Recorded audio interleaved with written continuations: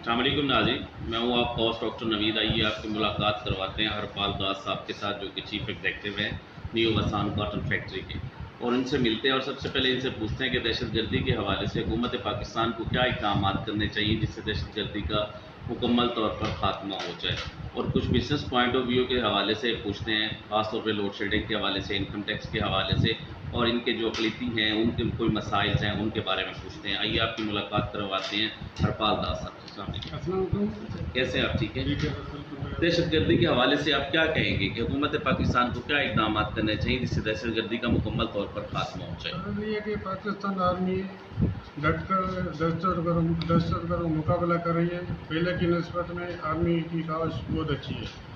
اسی طرح سے ہمیں امید کرتے ہیں کہ اسی طرح سے جو پاکستان آرمی ہے یہ اسی طرح سے چلتا رہے گا تو امن ہوگا۔ دوسرا ہمارے لوڈ شیڈنگ کا بڑا مسئلہ ہے، ہمارے لیے بڑا مشکلات ہوتا ہے۔ کاٹن جنن کے حساب سے لوڈ شیڈنگ ختم ہو جائے گا تو سارے مسئلے ہمارے ہو جائیں گے۔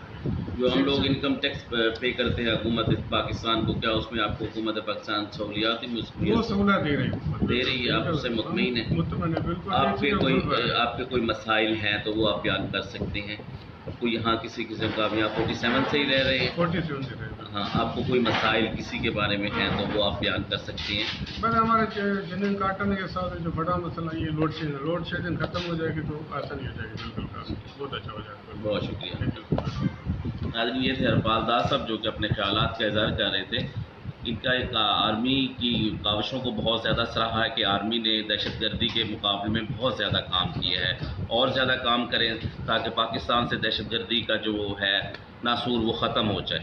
اور دوسرا جو ہے کہ بجلی کی لوڈ شیڈنگ حکومت سندھ سے اپیل ہے کہ وہ ختم کی جائے تاکہ انڈسٹری جو ہے چلے۔ اگر انڈسٹری چلے گی تو ملک تک چلے گا، ملک چلے گا تو اس میں بہتری آئے گی، عوام خوشحال ہوں گے۔